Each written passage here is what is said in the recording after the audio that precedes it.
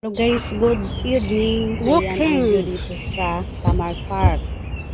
Nag-walking ako dito pag umaga. Maganda ang view dito sa tabing dagat sa Admiralty. So enjoy watching guys.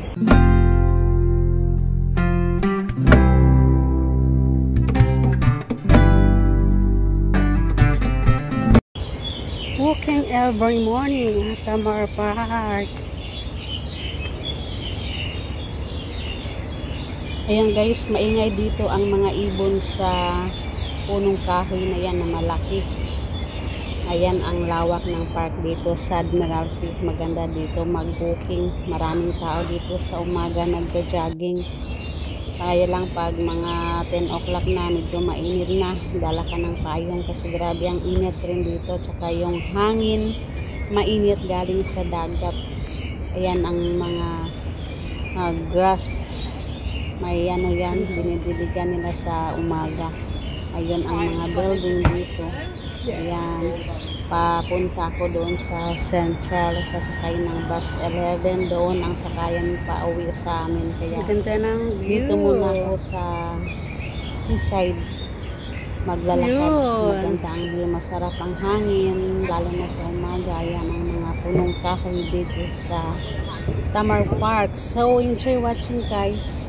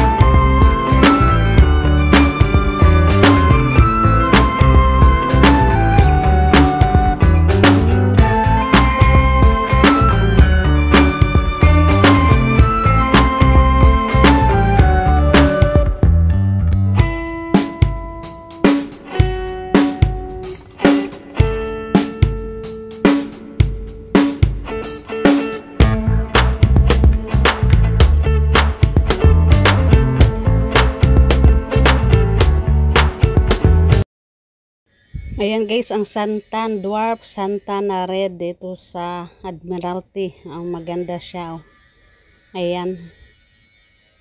Mapapadaan kapag makita mo itong bulaklak dito sa park. Ayan, marami dito na mga bulaklak. Ang magaganda. Ano ka talaga, ma-enjoy ka para maging stress relievers sa umaga. Ang ganda ng mga bulaklak.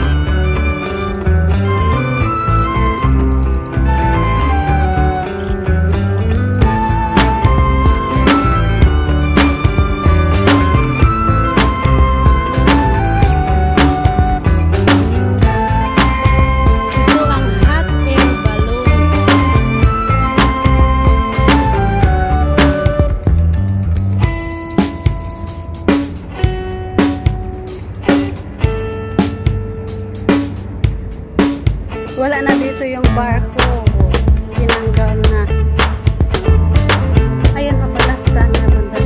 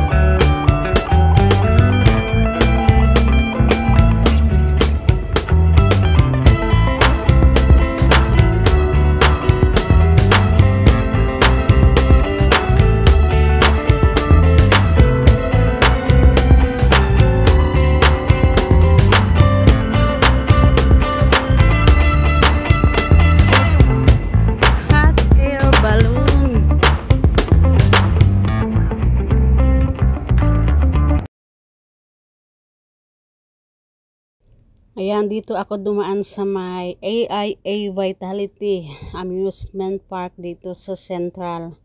Free lang dito pag sa mga display na yan, pwede kang magpa-picture, pero sa rides may bayad. Meron ditong hot air balloon ngayon pero mahal din ang entrance dito sa park. Ayan, ang ganda ng mga display nila kaya lang mainit. Ayan ang mga heart, yung Ferris wheel, yung golden gorilla. May sunflower na malaki, may mga upuan dyan na ayan, pwede kang magpa-picture dyan sa gorilla na yan na mag-asawa. Gold ang kulay, ang laki, hindi yan mabuhat pag may kumuha. Ito naman yung mga anong tawag dyan? Yung mga sea urchin ba yun? Ayan pwede kang umupo dyan, yung mga bata. Yan naman ang Ferris wheel sa taas. Ayan ang mga restaurant dito. Pwede kang mag-order ng drinks pag nauhaw ka. Ayan, may milk tea dyan. May mga lamisa. Pwede kayong kumain. Maganda dito pag gabi or sa hapon. Hindi siya mainit. Pero ngayon, ang tingkad ng araw, 11:30 in the morning. Ayan, yung sa kabila, nire-repair pa. Pero dito, ayan, medyo okay na. Dito na ako malapit sa ferry, patawid na doon sa sakayan namin sa bus 11.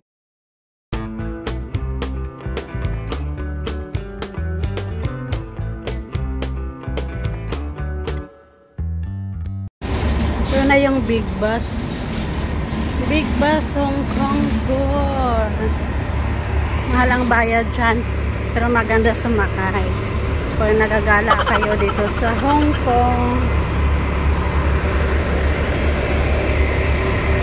kaya lang mainit sa taas.